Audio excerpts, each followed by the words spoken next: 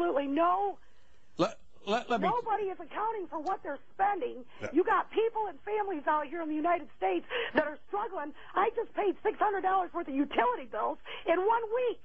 Yes. All right? I haven't got enough money to feed my family, but I make too much to give food stamps. I don't even make $10 an hour. Right. Now, if you took that money and subdivided it between the taxpayers in this country, we would stimulate the economy. You know why? Because we'd go out and pay off bills, pay off tax debts, create jobs, and buy stuff that we need. Caller. That's how you stimulate the economy. I'll take my answer off the phone. Thank you. Appreciate it. From Flint, Okay. Michigan. And I understand that frustration. Quite frankly, I'm equally frustrated as you are. I'm not necessarily in your particular experience or circumstance to be that frustrated by, but I'm frustrated too.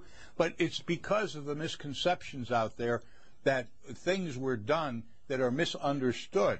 We did not give the $700 billion for the purpose of lending money. That was never in the program. It was misconstrued initially and put together with the suggestion by the Secretary of Treasury that we would be buying what we called dirty assets, defective mortgages and securities that were held in these banks, that the government would find a way to create a market, buy them in, take them off the balance sheets of the banks so that the banks could continue to function normally. Did you support that?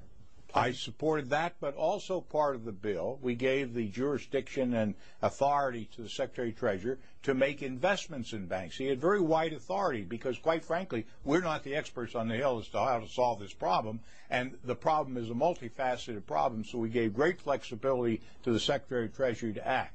So what would you say, though, then, to somebody who says Paul Kanjorski is supporting Wall Street but not Main Street with this latest $825 billion package now moving through the House? They are right to this extent. Why did we do that? We did that because the Secretary... Look, I was there when the Secretary and the Chairman of the Federal Reserve came those days and talked with members of Congress about what was going on. It was about September 15th. Here's the facts, and we don't even talk about these things.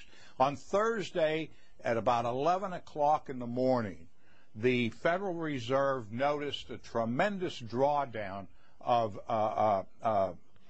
money market accounts in the United States to the tune of $550 billion was being drawn out in a matter of an hour or two. The Treasury opened up its window to help. They pumped $105 billion in the system and quickly realized that they could not stem the tide. We were having an electronic run on the banks.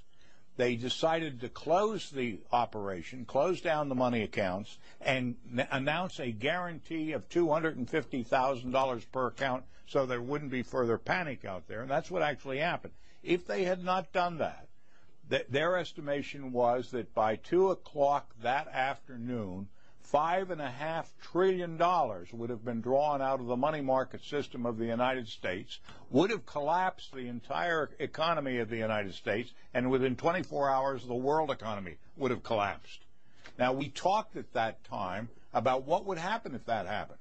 It would have been the end of our economic system and our political system as we know it. And that's why, when they made the point, we've got to act and do things quickly, we did. Now, Secretary Paulson said, let's buy out these subprime mortgages. That's what he came to Congress. But he said, give us latitude and large authority to do many things as we decide necessary, and give us $700 billion to do that. Shortly after we enacted our bill with those very broad powers, the UK came out and said, no, we don't have enough money to buy toxic assets. Instead, we're going to put our money into banks so that their equity grows and they're not bankrupt. And so the UK started that process, and that's true. It was much cheaper to put more money in banks as equity investments than to start buying their bad assets, because it became early determined that we'd probably have to spend $3 or $4 trillion of taxpayers' money to buy these bad assets. And we only had $700 billion. So Paulson made a complete switch, went in and started putting money in buying securities and reinvesting in the banks of the United States. Why? Because if you don't have a banking system, you don't have an economy.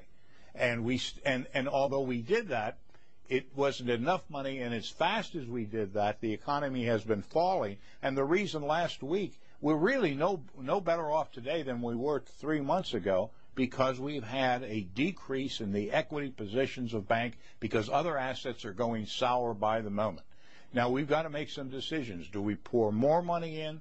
To what extent that money goes in? I myself think we ought to take the time, analyze where we are, have the people understand. When you listen to a lady that just got off the telephone, she is near panic, and she doesn't think her government's acting properly or acting in her behalf. I think it's important that we start informing that lady as to what really were the facts, what happened, and get input from her. Maybe she has a better idea. You know, we're not any geniuses in economics or finance on the Hill. We're representatives of the people. We ought to take our time, but let the people know this is a very difficult struggle. Somebody threw us in the middle of the Atlantic Ocean without a life raft, and we're trying to determine what's the closest shore and whether there's any chance in the world to swim that far. We don't know.